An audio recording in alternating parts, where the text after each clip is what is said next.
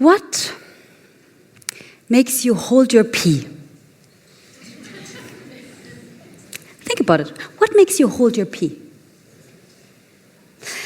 What is it that you have to be working on or be engaged in that makes you so focused that you literally forget to go to the bathroom? There's a couple of reasons why this might happen. Reason number one, maybe you're just really busy, right? You're working on something, maybe there's a deadline, and you just really want to get done whatever you're doing. Another reason, you might be in flow. Flow is basically a state in which we are 100% fully immersed in an activity for no other reason than just the activity itself. And that typically happens to us when our abilities, our skills, our strengths are 100% aligned with the challenges of that activity. You know when you're working on something and then after a while you look up at the clock and you're like, oh wow, look at how much time has passed, right? Or, and that's what happens to me, I didn't even realize I needed to go to the bathroom.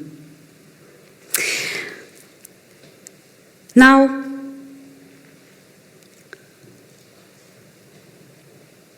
in general, when you make decisions, right,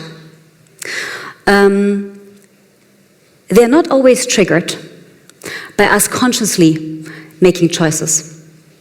And that's a good thing. Because the majority, like if we had to make all of our decisions consciously, we would be completely overwhelmed, right? We would have to make hundreds, thousands of decisions all the time. Our brains would kind of explode. Well, they would, it's a bit dramatic, they wouldn't explode, but it would be very overwhelming. Now, I'm going to give you an example. You know how, actually I'm going to ask you this question. Let's do a hands up. Who in this room has ever eaten something just because it was right in front of them? You're like, duh, that's such a dumb question. Everyone, no judgment whatsoever, happens to me all the time. Just the other day, I was at a birthday party, and there was a can of peanuts right in front of me. And I only realized that that can of peanuts was there in front of me when my hand had hit the bottom of the jar. Really, I promise you, I was eating that peanuts the entire time unconsciously, and I only realized that it was there when my hand hit the bottom. If that can of peanuts hadn't been there, I probably wouldn't have eaten it, of course. I wouldn't even have noticed that it wasn't there. And that happens to us humans quite a lot. Because we make decisions on autopilot. And those decisions are not always in line with our values, our goals, or our best interests. They are just automatically triggered by our environment. And we can work with that. Because environment is changeable and shapeable. So we can change and shape our environment to help us make better choices. Now, the founders of nudge theory, Richard Thaler and Cass Sunstein, call the environment that an individual operates in a choice architecture. And those individuals or organizations or institutions who shape this choice architecture are choice architects. And organizations are very important choice architects because they create the environment in which their employees make decisions. So employees can also, or organizations can choose to consciously shape this environment for better, but also for worse. And we'll get to that in a second.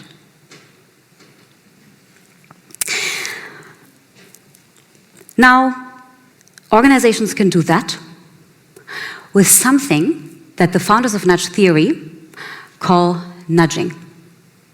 Nudges are small interventions, changes in our environment that help us influence decisions and ideally help us as individuals make better choices, but without taking away our freedom of choice. Now, if that can of peanuts had been nudged away from me, I wouldn't have even noticed. It wouldn't have been there. I could have still consciously gone up to the bar and bought myself a can of peanuts, but I probably wouldn't have done that, right? I probably even wouldn't have remembered. Actually, now that I'm thinking about it, I don't think I've ever in my entire life bought a can of peanuts at a bar. I don't really like peanuts. If we now look at the world, With those nudging glasses on, we realize nudging is everywhere. Literally everywhere. We are walking subjects being subjected to subconscious influencing when we go to the supermarket, when we shop online, when we choose travel destinations, when we raise our kids, the list goes on. Actually, I'm being nudged right now. I could be standing anywhere on the stage, but I'm kind of being nudged to stand sort of in the center by this very red carpet. You can't miss it, it's very red. Right? So, if we nudge our speakers to stand in a certain area on the stage, and if we nudge our consumers into buying products that we want them to buy, and if we nudge our citizens into making healthier nutrition choices, what if we nudged our leaders and employees to build healthier, happier work environments? Especially with the artificial intelligence movement paving the way. What if we found a way for organizations to help us, for example, align our strengths more with our challenges so we could have more experiences of flow through nudging? I'll tell you that in a second. But first we have to talk about the fact that not all nudging is always good, right? And I'd say it's actually important to engage in the ethical questions about nudging before we think of how we can apply nudging. In the private sector, for example, there's a very real risk of nudging being applied not to help leaders and employees make decisions that are good for them, but help them make decisions that are good for revenue.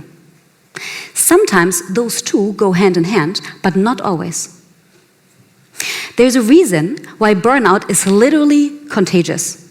And that's because organizations create environments which are either happy, healthy, and thriving, or they're not. And Richard Thaler has an answer to this. And he says that whenever he signs a copy of his book, he signs it with a note, nudge for good.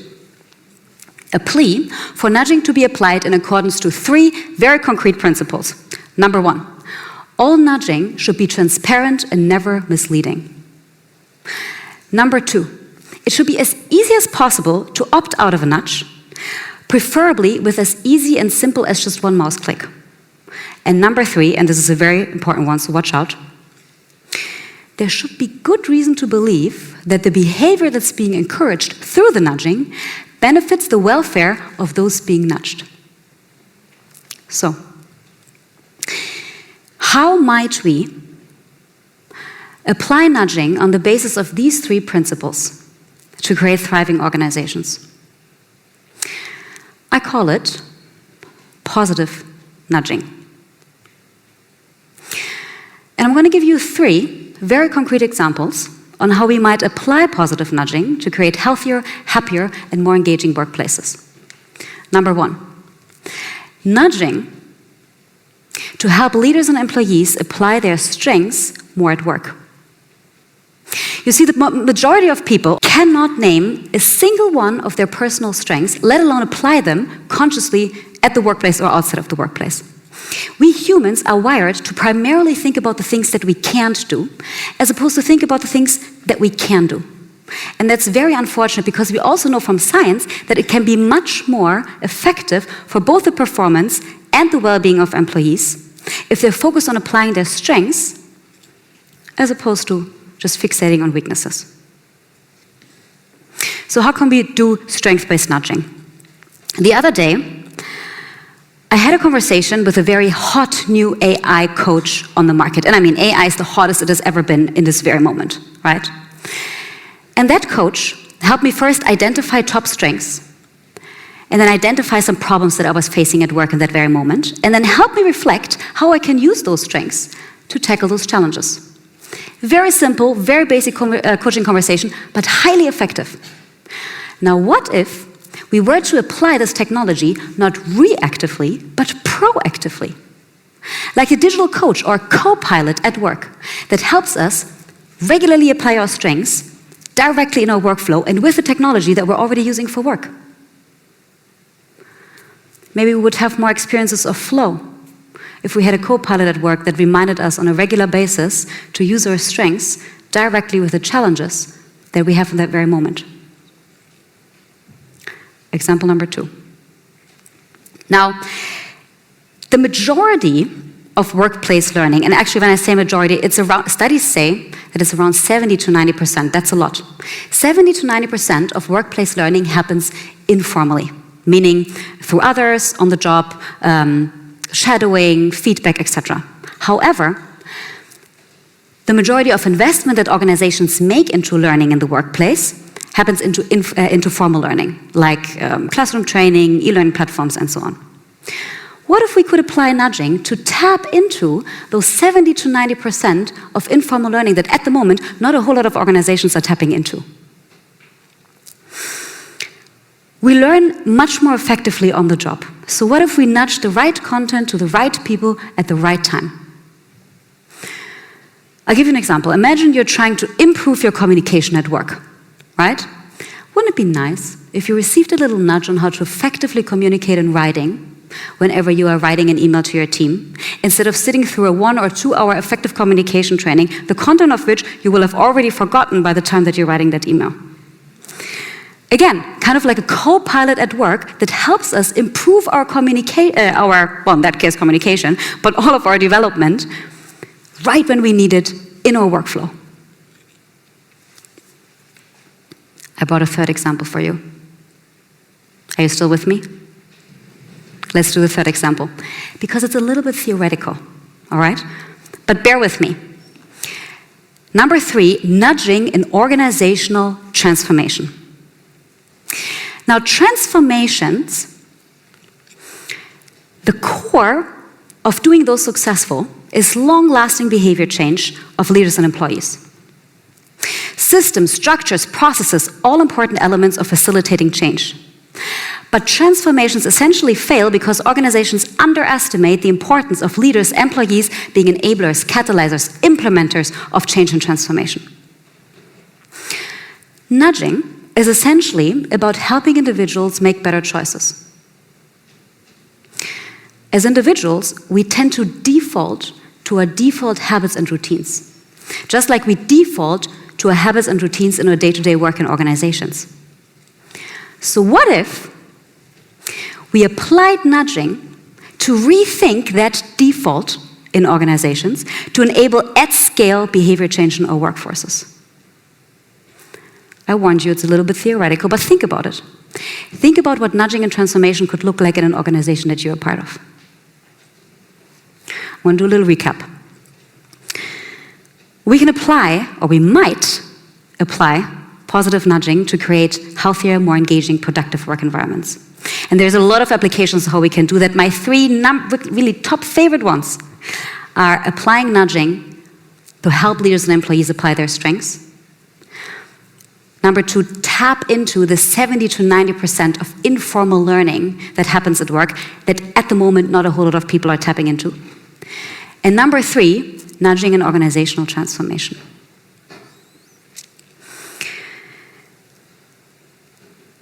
Companies are choice architects no matter what.